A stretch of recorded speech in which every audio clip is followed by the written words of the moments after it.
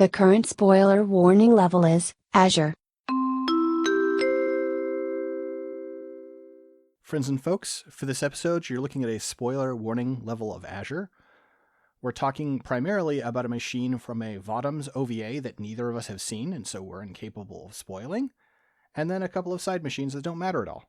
So, please enjoy the episode.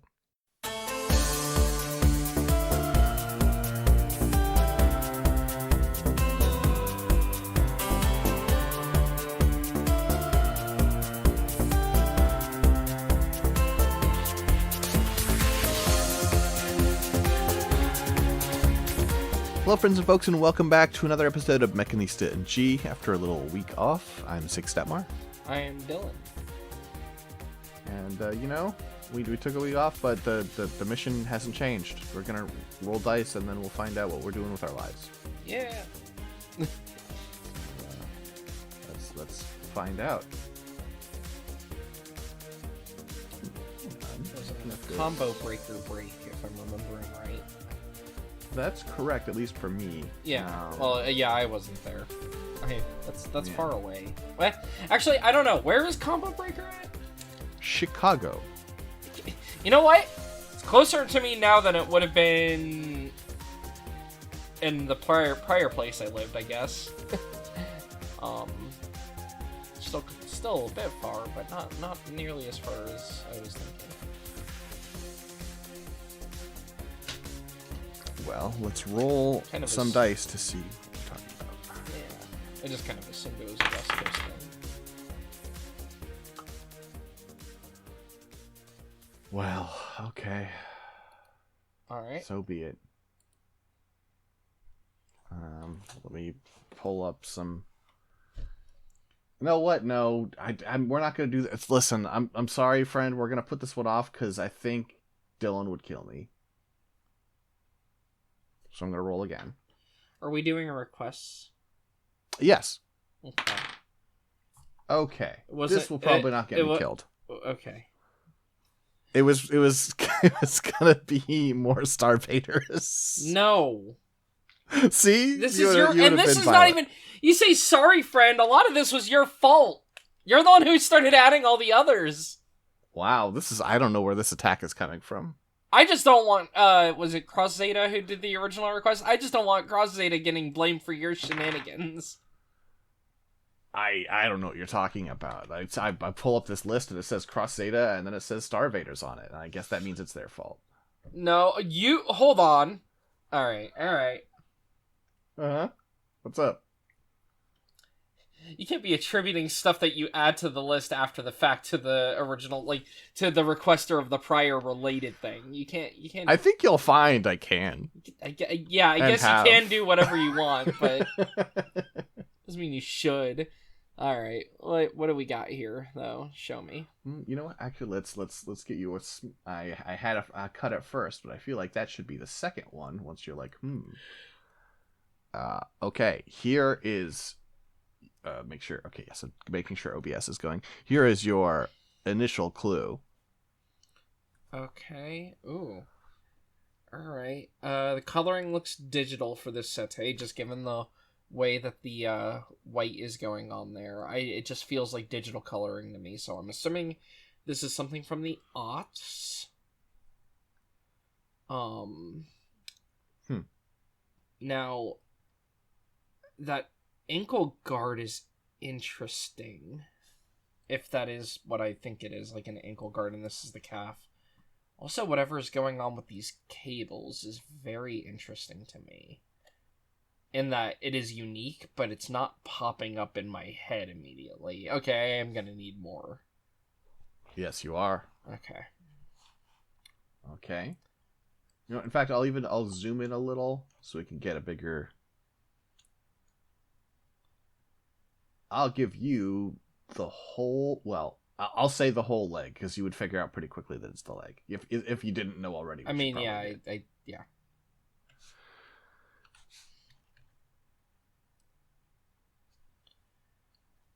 Oh, interesting. This is an older unit.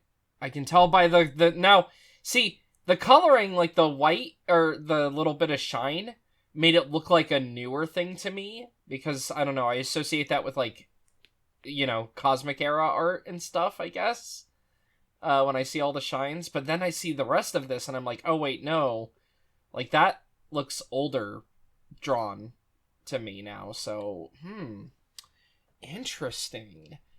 I feel like this color and this leg design should really make it stick out to me. But I don't know. I can give you another clue. Okay, yeah. Not a very helpful one. Okay. This is a request from listener Guy Sarek. Thank you, Guy Sarek, for the request. Oh, that doesn't really... Yeah, that's not gonna help, but... I mean, fair enough, I suppose. I mean, maybe, I didn't know. Maybe y'all are close like that. Oh. I feel like the color should really give me what this is, but it's not. Because you've got, you know, you've got a foot, you've got this heel, this, like, weird piece separating the foot and the heel is really unique. Again, it appears to have cables on the back of the leg. Funnily, this ankle guardish piece was... You know, I'm realizing, though, if that's the joint there, these legs are weird. Can I give you a fun hint? Yeah? This right here? Yeah? It's not a cable. Oh, is it like a thruster that has, like, little lines on it? All I'm saying is it's not a cable. Interesting, okay. But it sounds like you need more. Yeah, I need more. I'm sorry. I'm truly... We're going to give you significantly more. Truly at a loss here. Okay. It's going to be one that I see more, and I'm just like... Okay, now that I see more of it, I have no clue what era this is from. Parts of this look... I don't know. I'm second-guessing myself. This is what happens when I look too long at something. This is why when I would get told, hey, you have to look over your answers again, I would, for quizzes, I'd be like, no, don't make me do that. This is from the 80s. This is from the 80s. Okay, so this is an older one. Okay. Ooh. It's from... No, I just looked at a bunch of Zabungle designs recently. This is not from Zabungle. I don't think. Oh, what is this from? I don't think I'm gonna be able to get it. I think I'm fucked. I think I'm at a loss. Maybe, okay, for a final thing, because I just want to see if, like, the head will give it away before we just get it. Can I see the head? Sure, I can give you the head. I'll give you the head and a shoulder. Okay. Well, yeah, I'll give you, you know what? No, I won't. I'll give you just the head, because I was like, the way I'd have to crop this would be a little weird. Okay. I mean, there's kind of a shoulder in here anyway. I feel like if I saw the head, like, if I don't get it from the head, then I'm just not going to get a name. Oh! Oh, fuck! Is this the Danger Melon? This is the Danger Melon. Damn! Okay. Interesting. It's really funny that the head is what got me hit, given that it's the Danger Melon. Oh, that's so funny. Yes, this is the B-ATH-XX Ecrevisse Danger Melon. Yeah, so this art is interesting. No, Ecrevisse, excuse me. Because, like, sorry, I don't know. I guess looking at it, the shading, this, you know what it is I think the reason it has such heavy, like, light colors on it too is because it's such a dark base color that it's, like, important for it to have the little bits of light and shadow so you can, you know, tell where things are. But, like, this art, if you told me this was a 1986 design, I would be a little surprised. It just doesn't look as 1986 as I expect. Mm-hmm. I don't know why, it just didn't initially to me. So yeah, this is the Danger Melon from Vodums. This makes its debut in Big Battle, the spin-off OVA. From 1986. And yeah. So I have unfortunately not watched, because I've only watched the Last Red Shoulder special. I haven't actually watched all the OVAs yet. I have watched the Roll of Bottoms, but not the OVAs. Same. Which I need to do. But yeah, so the Danger Melon here is a Valorant AT. This one was a specialized one, which I believe, given the way it's worded here, is also for the idea of a perfect soldier, much like the Gilgamesh ones, special ones. And yeah, so the Danger Melon, starting with the head, well, the most distinctive thing is this head has a melon. It has a very rounded, large head, quite long front to back, has a little scoped camera on the inside. Oh, that is a cable on the back of the leg. Oh, sorry, I thought it was a wheel. My bad. Yeah, you trick me. I did no, not I mean, it wouldn't have deliberately. helped I me apologize. anyway. I just had to be mean. But yeah, because it was a bottom suit, I was like, oh, and that must be the wheel for when it does the wheel shit. The wheels are like on the bottom of the feet. Yeah, that makes more sense. I just, It's not you know what? I mixed it up with fucking Code Geass, where the wheels are raised up and drop down. Yeah. But yeah, so you've got like a little mono eye in there, and much like a lot of bottom suits, like the camera, it's almost like a real camera lens, where you've got like you have a housing around the lens, and it's very visible. Looks like, a camera or any kind of other sighting device in that way. You have some cables running around the lower jaw. The lower jaw is flat on the front and then rounded on the sides as it goes back towards the melon. Just kind of has a bit of a chin there, chin guard. The chin guard has cables coming out of the side of it going into the back of the head. The left side of the head has like a little circular protrusion sticking out of it that then has two large gray antennas sticking out, the upper one being a little longer than the lower one. For the torso, kind of a standard AT torso going on here, where you've got like, very similar to the scope dog, you've got this like opening little area on the top. I presume, that pops open, and then you have like the little bar for theoretically like a pilot or something to grab onto when pulling themselves up, hanging on the front of the torso there. On the sides of the torso, you have these like rounded guns on either side. Seeing what these are. These are probably the 50 millimeter machine guns, the fixed ones. Yeah. So just on either side of the torso.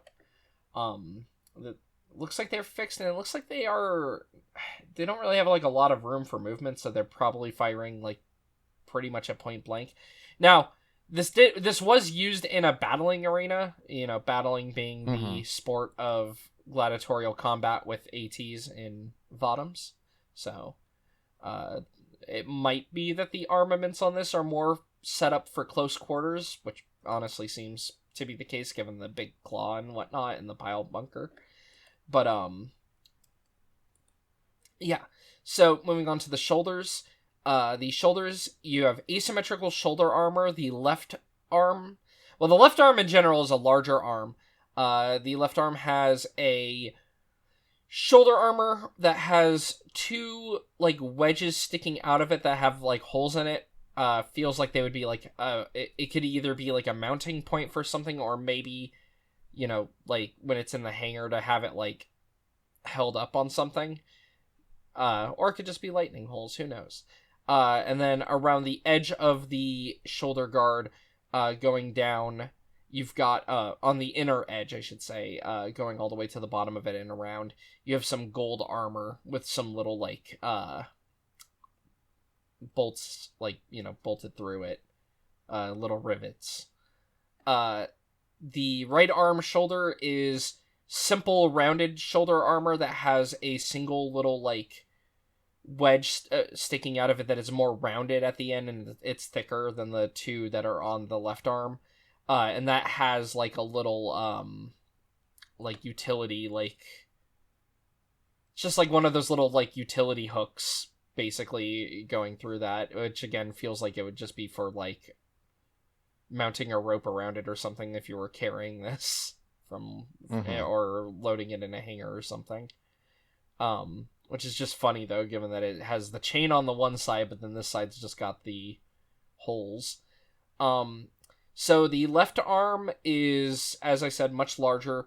You've got a very long bicep, visible joint there, and then for the forearm, on the outside, so you've got a 3-fingered claw.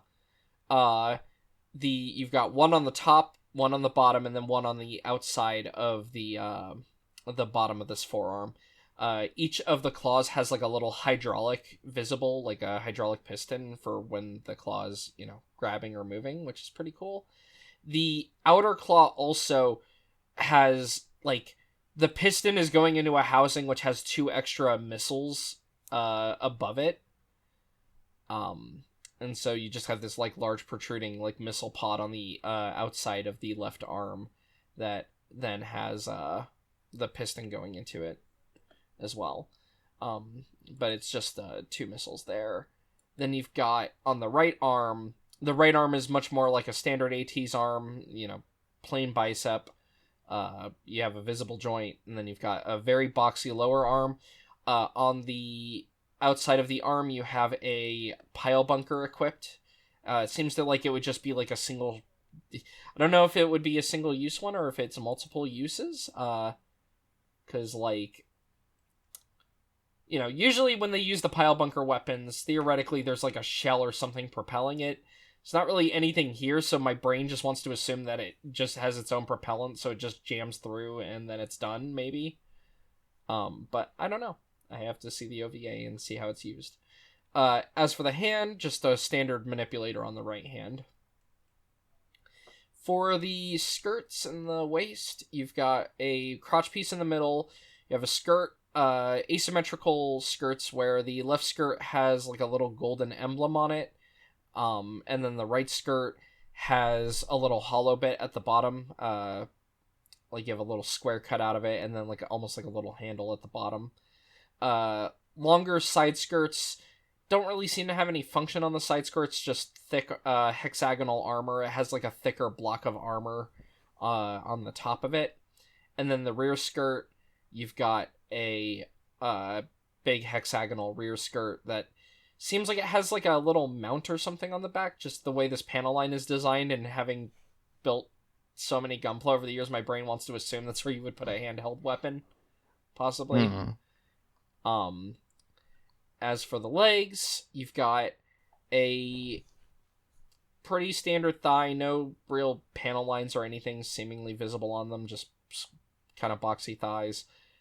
Visible leg joint, and then for the lower legs, you've got just kind of a boxy lower leg where you've got this really large guard in front of the foot that like comes off the front of the leg and then covers all the way down to like, over the top part of the foot there.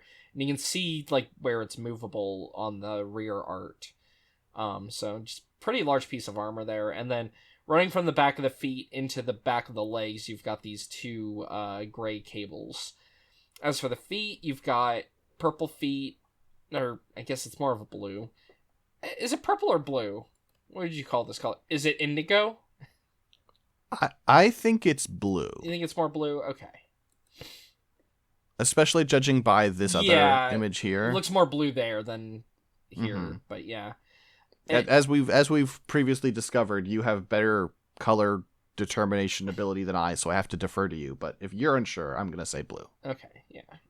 I was leaning more blue, but then I was like, oh, but is that purple when I was looking at that? But then I looked there, and yeah, honestly, it looks almost black there too, or like a very navy blue.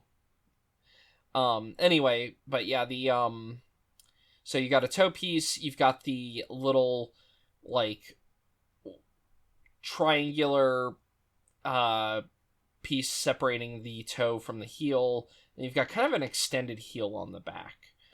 No backpack on the unit, though it does have like a little exhaust kind of thing on the back of it.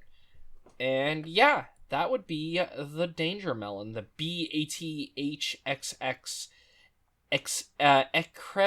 Ecrevisse.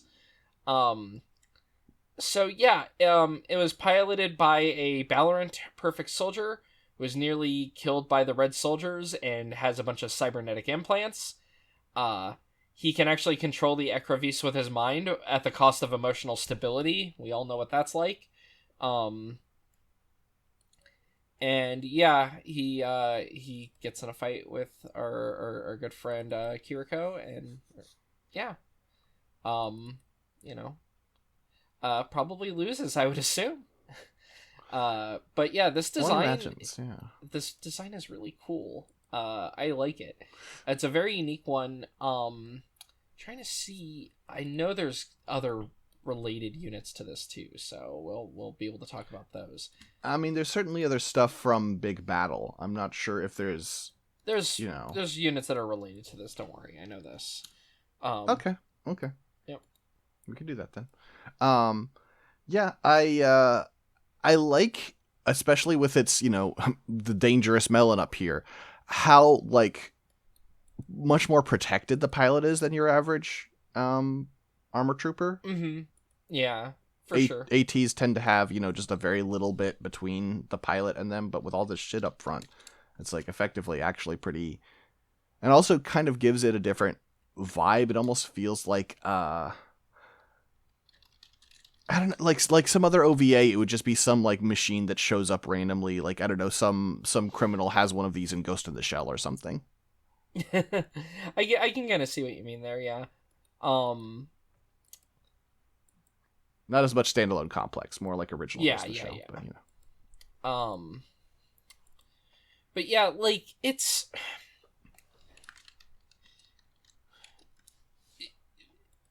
like I said, it's a unique unit. It looks very like I think that it's funny to me that this armament set even feels again very gladiatorial to me, with like having a claw. Like the missiles I guess are longer range, but you've got these like machine guns that are held really close to the chest, which to me reads as being like something you would use point blank, not something you would use from a long range. And then obviously you've got the claw and the pile bunker, which are not long range weapons, and then you've got these missiles, which are, I mean, you've got two of them. I don't know if they're actually long range. And you have to consider those are kind of, I would say, relatively small missiles, because you think about the size of an AT. This machine is still 4.3 meters tall, so it's not big. It's not like it's that much larger than, your average other AT.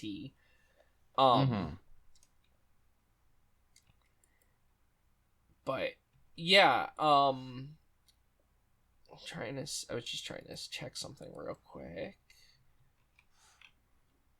I think this machine is really cool, though. Is what I would say about it.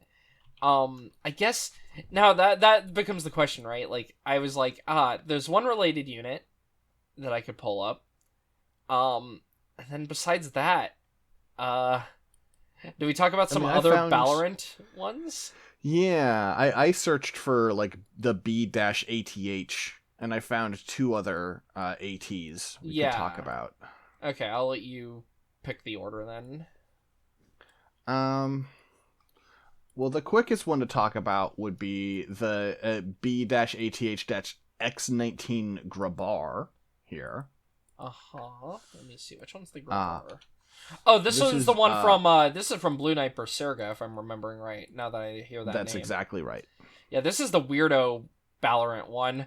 Don't know what's up. Well, okay, so Blue Knight Berserga is Kazumi Fujita and I'm spacing on his name, the Outlaw Star guy, do designs. This one is, I believe, a Fujita design. Yeah, because this is probably from. Yeah, no, look at that art. That's Fujita. I usually hate assuming, but here's the thing. If you want to see an example of the Outlaw Star guy's art, he has much heavier lines on a lot of his art. Like, here's one of his designs from it. You can see what I mean by the shading, right? It's not, they both do a lot of this like little hatching, but like look at the hatching on this. Yeah, very heavily hatched. Yeah. Anyway, sorry. But yeah, so this would be the Grabar, which is a weird. I presume it's still an experimental one, given given the X name, or X in the name. This is a quote unquote heavy class armored trooper. Now I don't know for sure if this shows up in the story of Blue Knight Berserga, because see, in the Blue Knight Berserga novel stuff I've seen, sometimes some of Fujita's generation of AT stuff kind of gets wrapped into it, and he has a lot of just like weird designs that seem to be more standalone, not necessarily related to the story.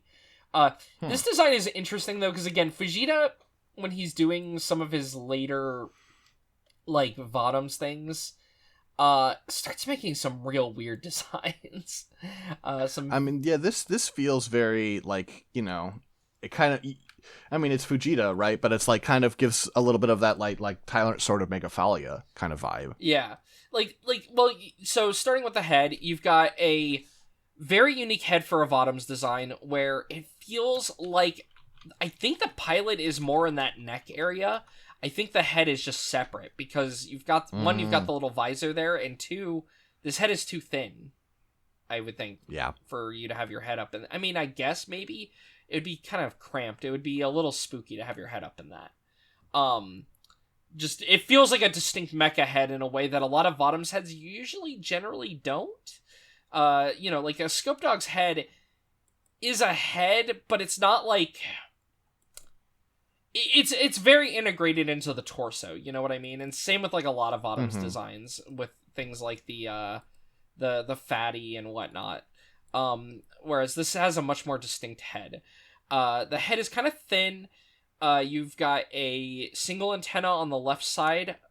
You have a single little eye in the middle with just some sections of panel lining to separate out the armor. For the torso is the thing that feels most Vodums, because you can tell where the cockpit hatch opens up. It's this upper torso. You've got like some rounded armor on the front. It's got some extra little like steps, funnily enough, there.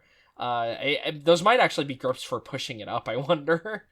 Then again, a lot of Vodums machines just have little grips all over it because you might need to climb up on it.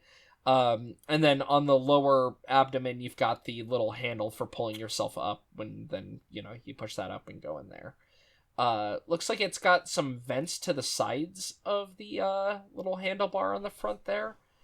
And then you've got more of that, like...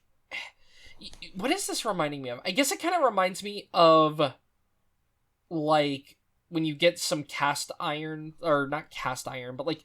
When you have, like, iron cans and whatnot, when they have the little imprints like that, you know? That's kind of what that reminds me of. Like, oh, sure. Like on gasoline cans and stuff.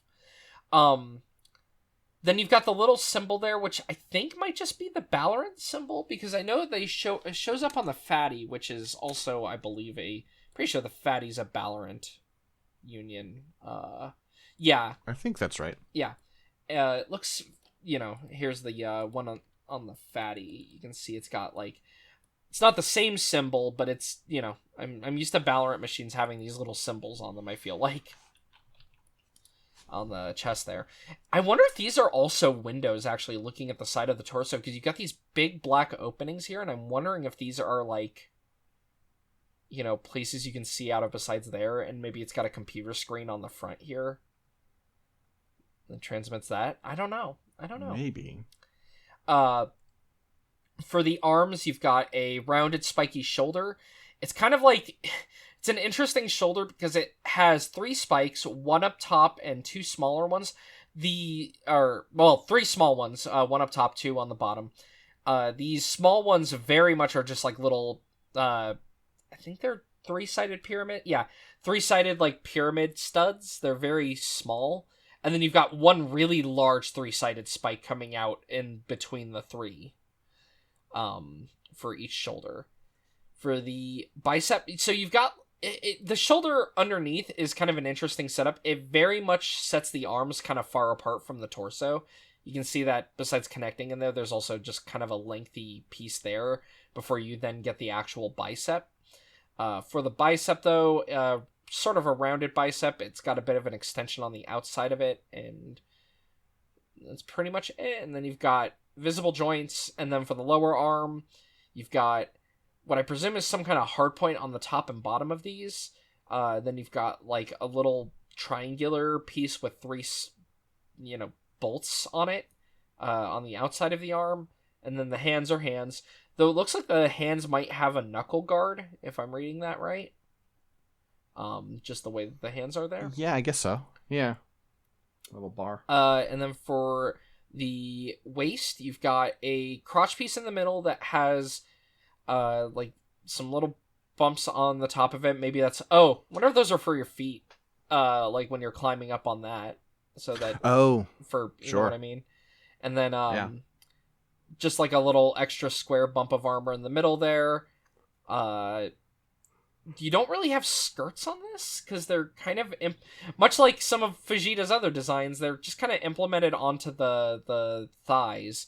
You do have a rear piece in the back of the waist there that is like a long tail with a thruster on the bottom of it. It looks like. So you do have that. I'm wondering if this is a space use suit, by the way, because looking at the thruster layout on it, you don't really get thrusters like this on normal, Vodom suits. And now I know that, Fujita can make some weird designs for Vodoms, but I'm still leaning, especially with like how these are movable, that this might be a spacesuit. It's also hard to imagine that there'd be like functioning wheels on this, given the way the feet are. Yeah, there's so much surface area on them. So then with the thighs, you've got these rounded thighs. They've got these large panel lines on the front of them, just kind of on near the outside. And then you've got this large armored skirt piece around the outside of the thigh there. As you hit the middle of the leg, you have a very visible double joint going on there. Or I guess that's actually a single axis joint now that I think about it, and because it would just bend on that. And then the lower legs, very rounded armor. You've got these little knees that are sticking out and have like a little square hole in the middle of them. They've got iron sights. Yeah. Then you've got what appear to be, leaning on my space theory, what appear to be little maneuvering verniers on the lower legs here, like both on the inside and outside of the calves. And then on the back of these legs, you also have these these actually quite large, now that I think about it, pill-shaped thrusters on the back of it there. The way these legs go forward is kind of fun. They're like rounded and they kick forward a bit. And then you've got these very minimal, but like flat, like they're kind of long, but they're very short feet. So the base of the foot, you've got like a long toe that extends forward that has an extra toe piece at the end, has like a little strap of armor over the top of that's just kind of bolted in via some giant bolts on the side. And then you've got a really long heel extending out of the back. And then on the sides of the feet, you've got like these two little platforms that are just kind of seemingly plugged in on the sides. It's just very flat. Feels very much like these are just for landing and not for walking. Again, lending credence to the space theory.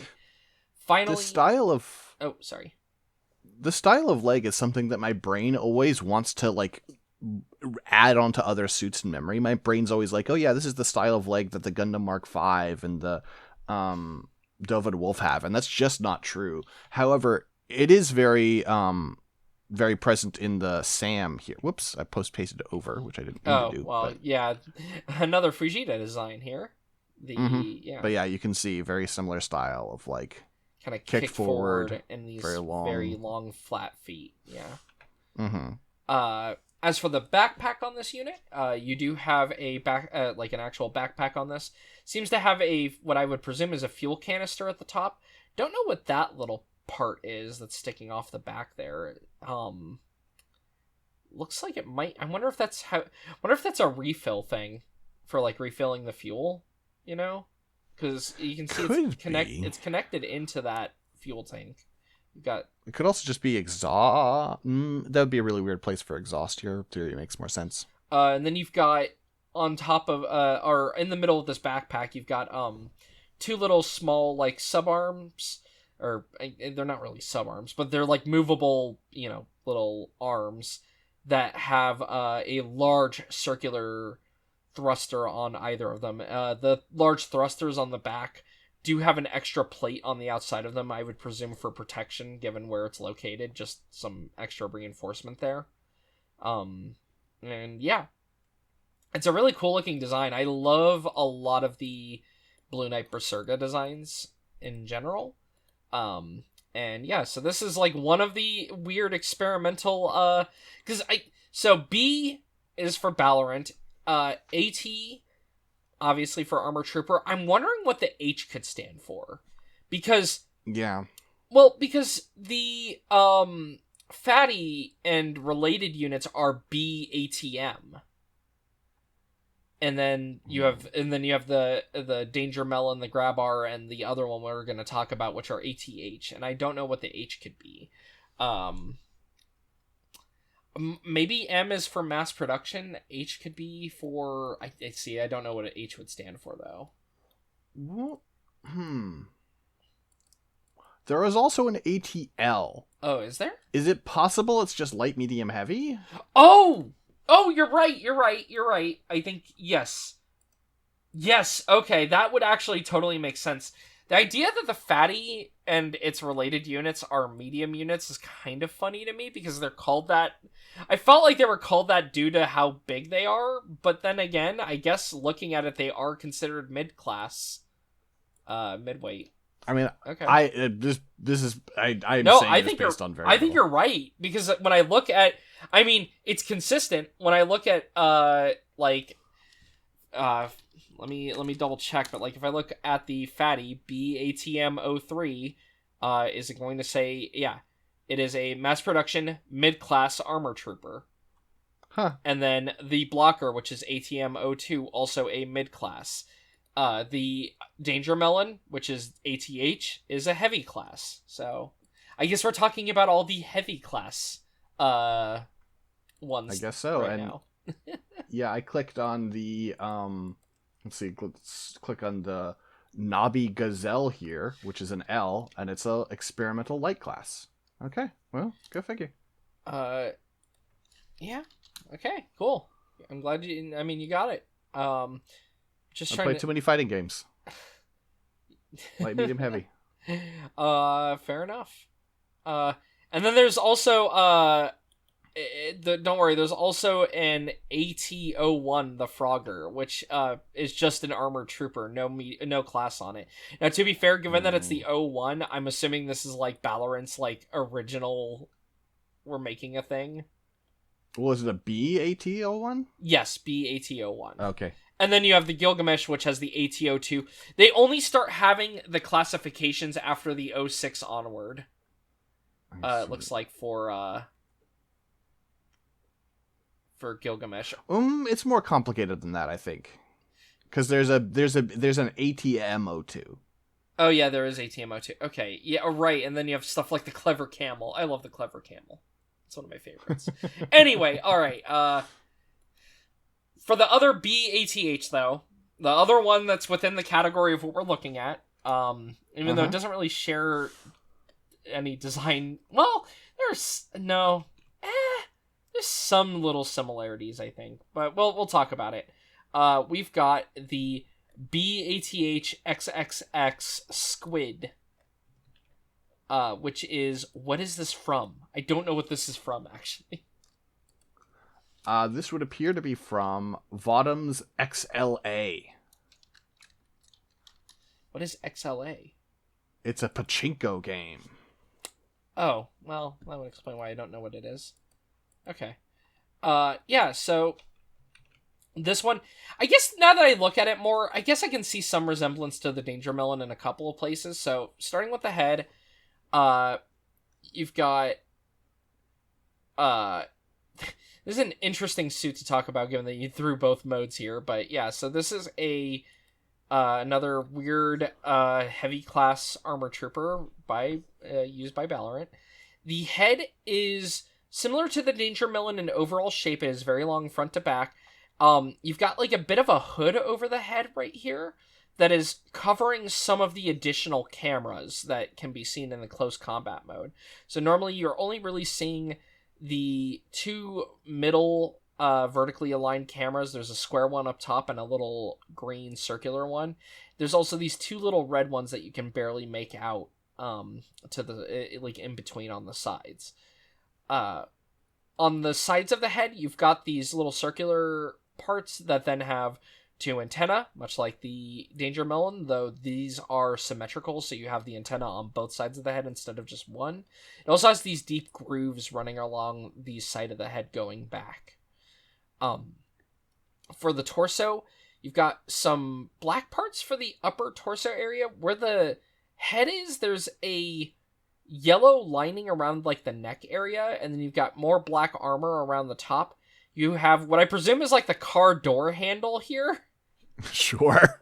Especially in the fucking melee mode, that makes it even more clear. Yeah. Then you've got like the midsection of the chest, the most wide area, which is all red. You've got these two little like non-slip bars. I don't know what else to call these, like the ones that are very close to the torso. And then you've got like the little, sticking out climb up bar for when this is sitting on the ground, like for putting your foot on. Because so far all of these have theoretically open or have standby modes, much like the Scope Dog has, where the legs collapse downward. On the sides of the torso, now, while it doesn't mention these as a weapon on the wiki, it does appear to have machine guns implemented into the torso, much like the Danger Melon. But seemingly much lower caliber. Yeah, they're a lot smaller, but it does seem to have them on the sides.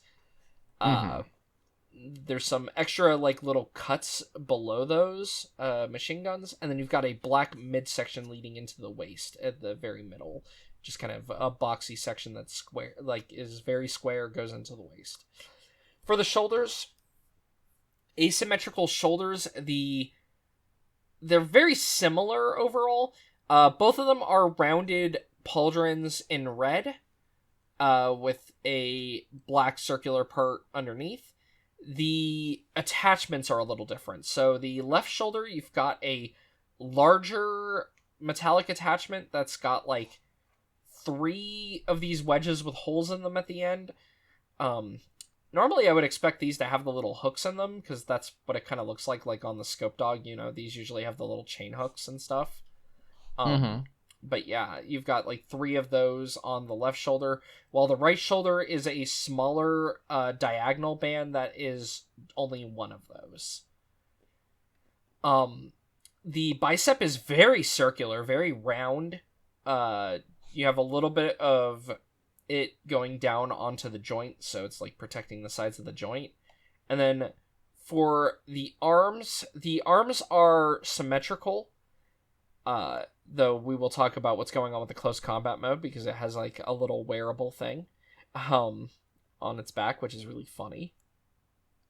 So the arms, though, just kind of very standard feeling in my opinion. You've got like a little circular cap on the outside, like where the arm is connected into the joint. It looks like it's also on the inside of the arm. Rest of it it's boxy in the middle. You've got rounded armor on the outside and inside, and then you have like a little square area around the wrist. The hands are hands. For the skirt and waist, you've got a central crotch section that has another bar for climbing up, just kind of on the bottom of it. You've got these 2 really minimal front skirts that have these like little embedded grooves. You've got these much larger side skirts in red, kind of a hexagonal shape almost. It's a bit more rounded at the top for like right before it gets flat. And then the rear skirt is just a larger version of the side skirt that doesn't have the little rivets in it. Just on the back. For the thighs, really boxy thighs here. Well, I say boxy actually. Looking at the side though, on the back, these are actually really round front to back. Or when you're looking at them from the side, they're very like rounded. But yeah, just panel lines on them though, nothing too special going on. For the lower legs, though, you got some fun things. So you've got a black knee part that is extended up with these 2 red vents in the middle where it connects into the leg. You've got these... you've got circular caps on the sides of the legs, kind of into the joint, mirroring what the arms do. The fun thing is below these, you've got like a series of black vents that are normally closed, but they open up in the close combat mode, which I think is really cool. Mm-hmm. Then you have a really large ankle guard again, very similar to the one on the Danger Melon. The feet are black on top with red on the front. Just has a toe piece around the front and then a larger heel piece on the back. You can actually see the visible wheels on the back, which is kind of fun. In the heel. Oh, yeah. And then finally, while it doesn't actually have a... Like, it doesn't have anything... Well, I guess that is mounted on the bottom of this backpack. It's got like a multi-backpack here, it feels like, where you would be able to, do different things with it. But another fun thing that's on this backpack I just noticed... Oh, right, because the scope dog can do this too. It looks like the head can also raise separately from the whole torso that you climb into. Because, we see... I'm pretty sure we've seen Chirico do that before. On the scope dog even, where the head just raises up. And you can see, actually, if you look at the yellow parts on the collar going into the backpack here, you can see where that whole head section can raise up. I guess that makes sense, because with this latch here, like, the door wouldn't have anywhere to go unless the whole thing lifted up. Well, this whole thing lifts up, but then the head can lift up separate, yeah. I see. Okay. Yeah. I see. Well, maybe that is just that, now that I think about it. No. Huh. Maybe that... Well, time to look at pachinko footage and see if we ever see it open. I doubt we do. So yeah, the close combat mode. You can see the armament on the back. The head, what it does is the little hood over the eyes pulls back and reveals 2 extra cameras on the sides there, which I think is really cool. I love the way this looks when it just has all the cameras out. And then it can wield the weapon on the arm. The weapon looks to be basically a pile bunker with some fingers. So it's got 5 really long movable fingers. You can see the way they move there. And then it has multiple reloads of pile bunkers, which I think is really cool. I like that the one that's loaded actively kind of pushes forward a little bit. So like when it moves up, theoretically they would all just kind of move up and then... But yeah, I also love that it has a magazine, but because they're pile bunkers and they're quite long, they have to extend out of the back of it, even though they have like the frontal part there. And yeah, so that's its close combat weapon. It does have another weapon that Okawara did draw, though. It has a Gatling gun that it can wield, which can be seen here. And I mean, there's a lot going on here. So one of the weird things about this is that I find interesting. So I don't know what this is on top, because you can see there's like 3, they're not barrels, because this rod here, it's just a rod of some sort that has a hollow opening on the front of it. I would presume this isn't a barrel on the top either, but it does have like venting holes here. And then the other weird thing, so then you have what I would assume to be 1, 2, 3, 4, 5, maybe 6, 7, 8, 9, 10 barrels on this Gatling gun. But we unfortunately don't see both sides, so it's kind of hard to count how many it would have. But it only has the 4 holes on the back of it for venting. I'm wondering if... Does it funnel the shell casings backwards, and they just kind of get funneled into one of these 4? I don't know. This doesn't make any sense. No. This gun is on a couple of levels. This is a very weird looking gun. Yeah, as you say, I don't know why it has this extra gun up top and what that's supposed to do. I also don't... That's not how you make a Gatling gun. The idea of a Gatling gun is that there's one, main barrel, and then the ends of the barrels rotate because they're getting really hot and they sort of line up with the chamber. If they're not lined up, there's no point. Yeah, no. Theoretically, this is firing all of these. Or something. Yeah. So that's not this really is more like a pepper gun. Yeah. Yeah, I don't know. This is a weird weapon. So yeah, it's... I don't know. I presume maybe that's that's the magazine on top, that little case? I don't know. Sorry, I should say pepper box gun. A pepper gun is apparently a modern thing where you shoot pepper pellets. That's not what I mean. I mean those old, stupid things that just have a bunch of barrels. Yeah. You know what this reminds me of is the gun cannon, the SML launchers on the SML. Yeah, sure. But we know this is supposed to be like a machine gun, unless. No, there's no way. I was like, this is no, because those are all barrels. Those aren't missiles. Yeah, okay. I was gonna say, I mean, maybe this is doing a Shekinah thing from like the heavy no gun way. movies, where that's the chain gun up top, and then it's a bunch of missiles. But no. I mean, I guess it's not impossible that you could have these lined up such that there's an outer ring and an inner ring, and it's effectively a 2-barreled Gatling gun. Yeah, no, I Maybe? don't think so. I don't either. I don't know what's going on with this gun. It's very weird. Well, we actually made it to an hour. Or almost, not quite. Not quite, but hey, we'll take it. All right. Hopefully, was this Geiseric? Was the requester? Geiseric, yeah. Geiseric, yeah. So yeah, maybe we'll just have to do that whenever we get like some one-off ones. They'll just be like, let's just talk about all these classes. Though I guess we got lucky because it seems like Valorant doesn't really make a lot of heavy ones, as opposed to Gilgamesh, which seems to have a lot of heavies and mediums. What the fuck is C-ATM? Who is C? Oh, it's a custom. Okay. Custom. Oh, okay. Custom AT. Okay, you know what? I'll give him that. I'll give him that for whoever's that is. You see the generation of AT entries real quick, because I'm curious. Among all these weird ones. I'm glad the Secret Society starts theirs with X. X AT. Like the Bloodsucker, which we may have talked about. Then we may not have. I don't know. I don't remember. We talked about a lot, but there's also and miles yet to go. Yeah. All right. Well, 6. Where can people find you and your work on the internet? That's a great question. It's increasingly unclear in these troubled times. You can find me on Blue Sky at 6.scanlinemedia.com. You can find my work at scanlinemedia.com or patreon.com/scanlinemedia. We would really appreciate your support.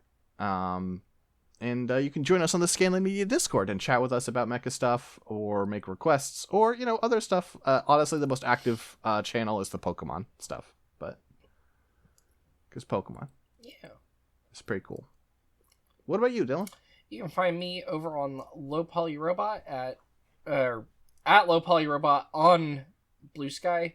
I just kind of post games and other stuff I've been watching or whatever. Do you like robots? I post some robots. Sometimes I post anime I watch. Sometimes I post games I play. Nothing really. I was trying to figure out what I want to. I was like, I haven't really live tweeted anything in a little while, like actively all the way through. Problem is I got into too many RPGs, and it's like I used to like doing the long let's play or live tweeting of them. The problem is, one, I either am playing games that people I know are playing, so I'm like, I don't want to accidentally spoil things for people, or two. It makes text-heavy RPGs take forever when you are writing, taking screenshots and writing posts talking about your own commentary on them. And as much as I like posting, there's a degree to which I don't like posting. I'm not as big a poster as I was like back on Twitter, and so like if I'm playing a long form RPG, even with like when I finished Xenosaga Episode 1, I was like I'm skipping through a lot of stuff because it would just make it take so much longer, you know? Mm-hmm. Yeah, I do. So anyway, but yeah. You know, you like playing just random old retro games, older games, right? Yeah. So on my trip to and back from Chicago to go to Combo Breaker, I ended up playing just a game that it's like, you know, there's a bunch of stuff on my little emulation handheld, my little Odin Portal 2. Uh-huh. Or Odin 2 Portal, sorry, I said that out of order. And I dove into one that I've been meaning to get to that you should play more of. You're not going to have any big thoughts, I bet, but Ape Escape 3 is so fucking good. I've never played any Ape Escape game. You need to play Ape Escape. You know what the problem was? When I was a child, the only way I could have played it was, I believe, a demo disc. I don't know if it was a PlayStation Underground or an official PlayStation Magazine one or what. But one of my demo discs, I'm pretty sure, had it, and I couldn't play it because we didn't have the analog stick controller for the PS1.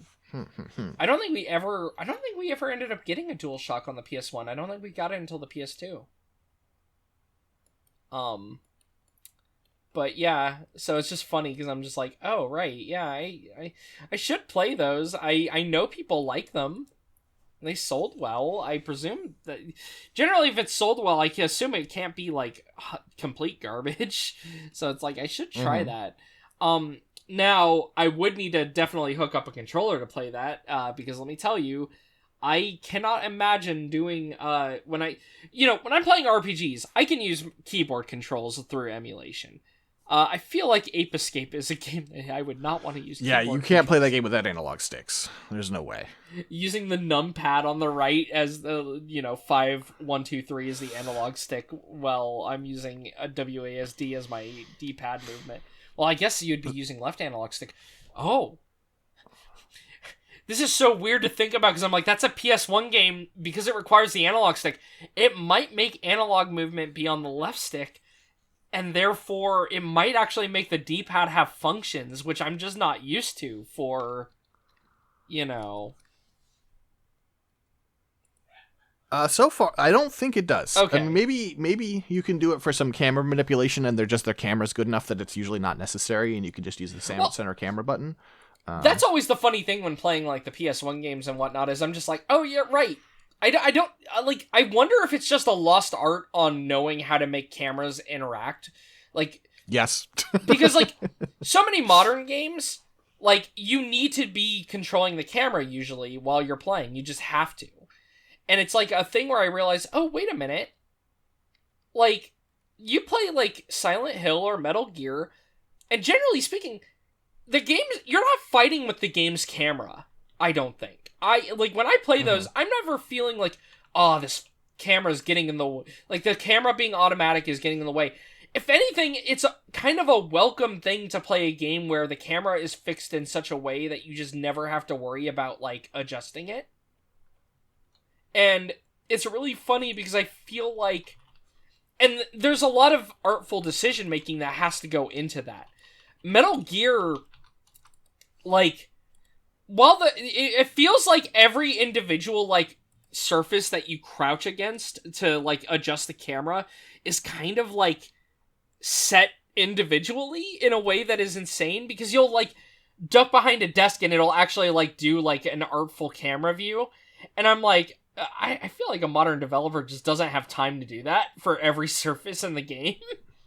In a way that, like, it's really funny when you play an old game and you see it and you're like, oh yeah. In a modern one, you would just say, let the player control the camera, just keep it, like, zoomed out a certain amount, and then let them be able to rotate it, and, that's what you would do. That's fine. And I don't know, it's just interesting. Or Silent Hill, also... Funnily, both Konami games. I'll say this: Konami, the masters of having cool camera angles that don't actually interfere with the gameplay while being cool to look at. you go down the alleyway, this alleyway in Silent Hill, and what it does here, there's no enemies here, so it can do a really cool thing where when you walk under, it does swing the camera around, which I think is really cool. Something unique for a PS1 title to do. Obviously, gifts do not work in here, unfortunately. Here's like the other part of the alleyway, but like basically you have an alleyway though where it will swing the camera around, and it's a little disorienting, but like in a way that feels. You don't just stop doing what you're doing in the game. You just keep walking forward. It's just it adds to like this weird feel of walking through this narrow alley. I just think it's really cool. Lots of little touches like that throughout the game though, and even when you're running around this like the actual city though. I don't know. I just never feel like, oh, I really need to turn around and know what's going on around me. If my radio starts making a noise and I don't see something in front of me, I know something's behind me. Sure. Just interesting because, again, I don't want to say it's like a lost art, but in a way it does feel like a lost art because every game just goes... I mean... I've even talked about this with control schemes, right? I understand that having a universal control scheme for games where right stick is always camera movement, left stick is always movement. You generally do things in a way that, like, is pretty consistent from game to game. I feel like, generally speaking, a lot of times triangle will be a menu button if it's not used for an action, like in RPGs and whatnot. And my thing with this is the realization that, people don't try to do neat things, I feel like, a lot of the time with it, because they're too busy doing all the other things that take 10 trillion years with modern games, which is mostly asset creation, I feel like. Yeah. And it's just like, oh, that makes me sad. So, if you're going to play Ape Escape, you might actually... I worry that playing with 3 will ruin you on the others, because 3 is I'd probably start with the first one, at least, just to see how I feel. And if I really was like, I don't know if I'm into this, I would maybe skip ahead just to see if the later games feel better. Just because... Yeah, I haven't played very much 1. I've played a decent bit of 2. And playing 3, the thing that they add is, like... You can henshin, basically. You unlock various, like, costumes you can transform into with special powers. And so, like, I didn't play... I played a handful of hours on the plane. And I unlocked, like, the cowgirl transformation, where you get, like, a revolver and a net gun. Amazing. And stuff. And there's, like, a mage knight do you play as a girl in 3? Stuff. 3 has the option of a boy or a girl. Okay. The previous 2 are just boy. I was gonna say, because I know what the first game's character looks like. I don't know if he returns for 2. It's like he's got like red spiky hair. It's a new protagonist every time, but I think every time you get like a little allusion to the previous protagonist. In 3, it's like the scheme of the monkeys in 3 is that they have created TV channels that are so mind-numbing that anyone who watches them gets like hypnotized. And this is demonstrated by showing that the protagonists of the previous games are now like just sitting on the couch drooling. Amazing. Sorry, because I was going through my Silent Hill screenshots. I saw Super Tuesday. I don't know what the rest of this says really. Looks like that might say formalities. And then we've got market. Just market. And they really show, like... So, here's the... Oh, I accidentally switched to the pencil. Here's the Ape Escape 3 logo here. Uh-huh. And you can see the 2 protagonists. And the way they start the game before they ask you which character to pick is like you see a TV and you see the girl on TV doing an Idol concert, and then she comes home and her loser little brother is like, wow, sister, you're so cool. I wish I were like you. And it's like, God, I wonder who people are going to pick. Amazing. That's really funny, actually. Look, hey, at least, I mean, that feels, in a way that feels unique for a game on the, this is a PS2 game, right, I assume? It is, yeah. Okay, I was gonna say, Ape Escape 2 was also a PS2 game, I'm assuming, because Ape Escape 1 was, like, nearer to the end point of the PS1. Maybe, I mean, it required a DualShock, so, Ape Escape 1. When did the DualShock come out for the I guess Ape Escape 1 was actually 1999, and I usually think of 2001 as like the closing day of the PS1. When did the DualShock come out? DualShock 1 PS1. I'm curious. Sorry for this big tangent at the end, but I mean, if you were here for the robots, you were probably already left anyway, so it doesn't matter. We can keep going. No reason to not. Okay. Apparently in Japan it was November 20th, 1997 that they actually released the DualShock. And then in America it just says 1998. We apparently don't have the date. That's really funny. Oh, you know what? I haven't played it, but I forgot that, you know how there's the Ape Escape crossover in Metal Gear Solid 3? Mm-hmm. The other side of it is in Ape Escape 3. Oh. Okay, so that's a... Okay, amazing. So there's an interesting thing... Sorry. Ape Escape is the first game to require it on the PS1. Another interesting thing, though, is apparently... Even though the PlayStation 2 is backwards compatible with the DualShock, however, the DualShock 2 does have some analog capabilities that are lacking on the original DualShock with like button sensitivity, I believe.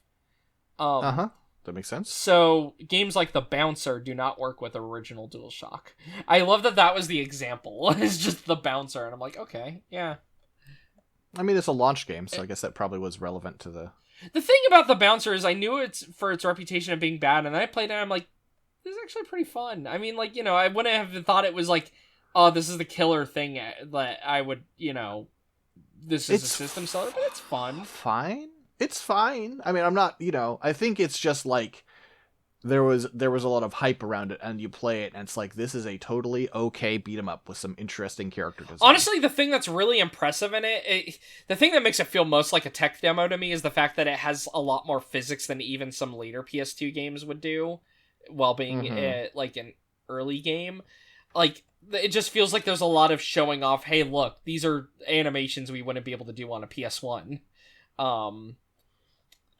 But yeah, that's the thing.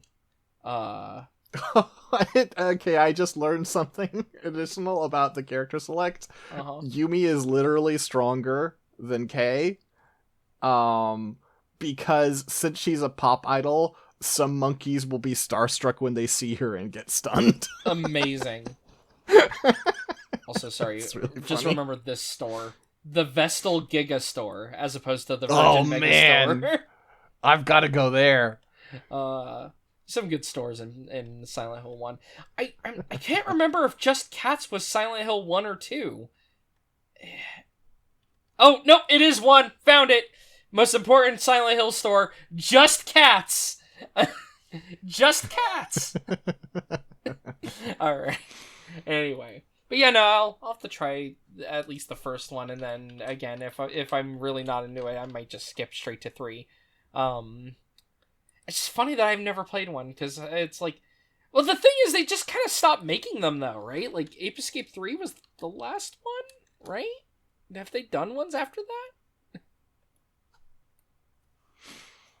I don't know. No. Oh, I think there's Ape Escape... There were ones before it. There's like a PSP one, and there's Ape Escape 2001. Oh god, there are so many side Ape Escape things, too. There's also Ape Academy and shit, yeah. Pipo Saru 2001, which was the a PS2 one that was a spin-off, was released only in Japan. Actually, I've never looked into what the hell is Million Monkeys. I don't know. Hold on. First, I'm looking at what is different on this one.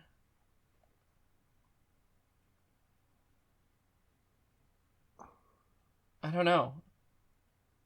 It's pretty similar to the original. It has 36 stages. Each level is timed. There are 5 stages to complete. Okay. Get You Million Monkeys was released also in Japan only. Yeah. Team Kakeru and Team Spectre. You can play either one. Each team has their own plot, which involves the same gameplay, but the story is different. The heroes Okay, gameplay. Let me just see the gameplay. Use the same gameplay as the party title Pumped and Primed. And mixes it with the platforming of the ape catching of the original title. You destroy machines and creatures lurking through the city, and you can capture monkeys with the monkey net. That sounds like... It was described as a recipe for success, according to Yahoo Italy. Thank you, Yahoo Italy. Yeah, it seems like a lot of these spin-offs are just doing more ape escaping, generally speaking. Hell yeah. Which people... I would love to do more ape escaping. I wish someone would make more Ape Escape.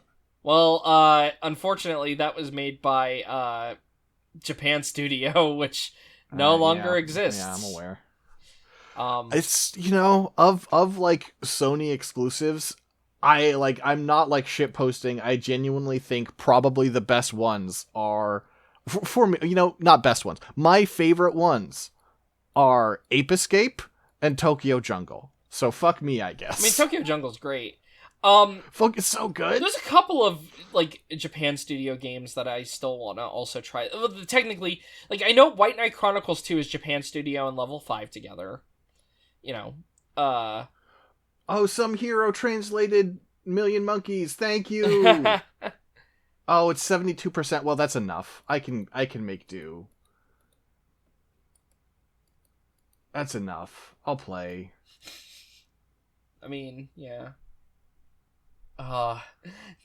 It's so funny because you're like, oh, what did Japan Studio make?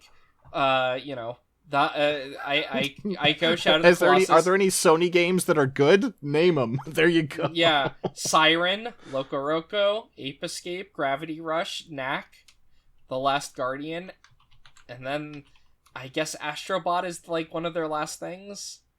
Or Astro's Playroom. Yeah, they got shut down for making that, which like fucking resurrected the brand of Sony. Like, it's just infuriating. It really is. Well, don't worry, they've got...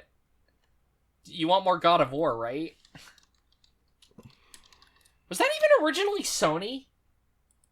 Yes. Okay, it was Sony originally. Uh-huh. Oh, okay, Santa Monica Studio is... Okay, that is owned by Sony. And yeah, okay, yeah, it's always been a Sony. I didn't know for sure. Okay, God of War 1 I thought was a pretty good game. God of War 2, the writing was much worse, but the combat was pretty fun. After that, they lost me. I've also not really ever played a God of War. I played one of the demo. I played a demo for one of them. I think if you, don't make it a fucking priority. God knows. I think you would be surprised by God of War 1. Well, it's like... It is a more thoughtful game than you'd think. Well, from what I know, is it like an action platformer in like the Prince of Persia style? More or less. Just thinking of games of that era, like, Prince of Persia: Sands of Time, which I haven't played any of the ones after Sands of Time, but I played Sands of Time, and I did enjoy that. Yeah, and its combat is like character action-y, but not all the way there. Like 2 is when it really starts leaning in that direction. 1 is like somewhere in the character action, like a beat 'em up overlap. You swinging around, flaming swords on a chain. Combat's decently fun. There's some little puzzles and stuff. There's some dumb mythology stuff. Yeah, it sounds... And then... sounds like an action platformer of that. That's like the wild thing about it being like the forefront of just doing like the big wandering world game now, is my brain just being like, that's just like a kind of action platformer of the era, like, which wasn't always my favorite type of game, but I thought they were probably, fine, and it's just funny seeing the way that that's gone. Then again, I'm maybe one of the only people who thinks of Red Dead Revolver when I think of Red Dead as a series, which is a very different game from It is. from Red Dead Redemption. It's also not a very good game. No, I rented it once, and I was like, I packed it into a box yesterday. Amazing. Yeah, it's really weird. And then what else was there? don't know. It's just interesting. Oh, Ape Escape on the Loose is a remake of 1. I did not realize that. Oh, okay.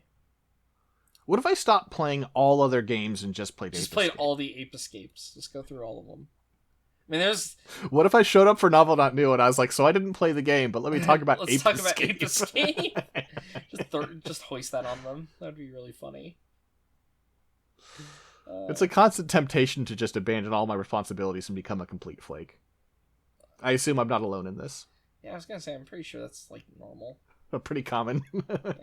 I guess, you know what? No, I guess I do know. I do know about Red Dead Redemption a little more, right? Is I've watched any Austin videos. That's how I know things.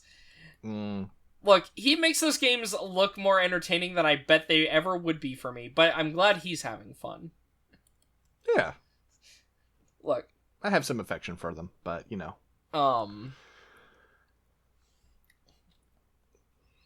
Yeah, I don't know. I guess we're still recording. All right. I guess we are. Let's hit something. We kept going for another like half an hour just talking about random bullshit. Look, it's fine. We're allowed to. It's our show. Again, they had plenty of time to tune out. For all I know, if someone's really used to the show, they might not stick around for the needing to hear all our outro and our plugs. I mean, you know. I wouldn't blame anyone. It's usually the case that the more someone likes a show and listens to it, the more they don't want to listen to it. Your logic's a sound. No. I just mean when we're doing the plugs, like if someone's like busy while they're listening, they might just go, I'll just go to the next. I don't know.